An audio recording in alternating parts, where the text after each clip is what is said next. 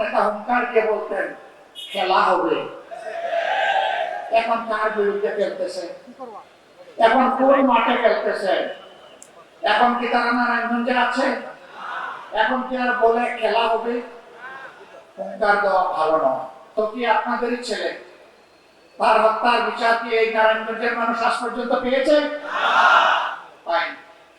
শুধু কি 8 খুনের কথা কি আমরা ভুলে যাব? এরকম দফায় দফায় দফায় ছোট ছোট রক্তার খাড়ি খাড়ি লাশ এই নারায়ণগঞ্জে উপহার দেওয়া হয়েছে।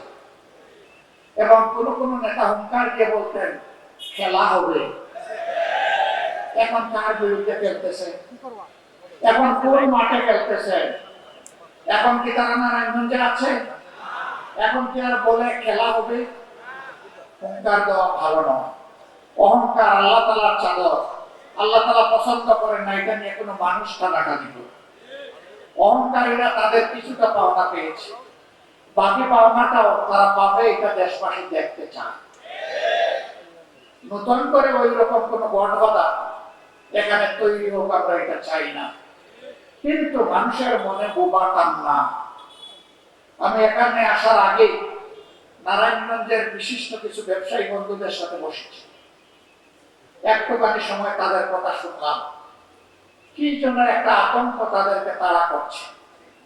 তারা বুক বড় করে মুখ খুলে কথা বলতে চান না।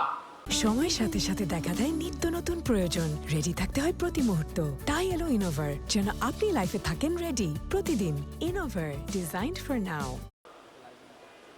তাদের চোখের ভাষা বোঝা যায়, কিন্তু টুটের ভাষা অস্পষ্ট।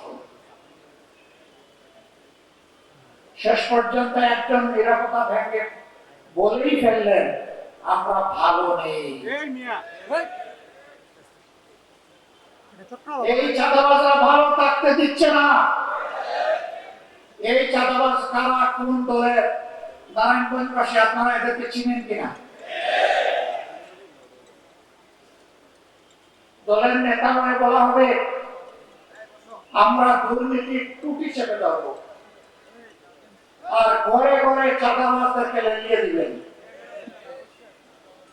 কথার সাথে কাজের মিল নেই। আমার তারাই আমাদেরকে কুটাবেন, হাজার জাতের কুটা। আমরা নাকি কোথায় জান্নাতের টিকিট বিক্রি করেছি। আচ্ছা, আপনারা কেউ কি জান্নাতের কোনো টিকিট বিক্রি করেছে? আপনাদের কাছে কি কেউ কোনো জান্নাতের টিকিট বিক্রি করেছে? আপনারাও বিক্রি করেন নাই, আপনাদের কাছেও বিক্রি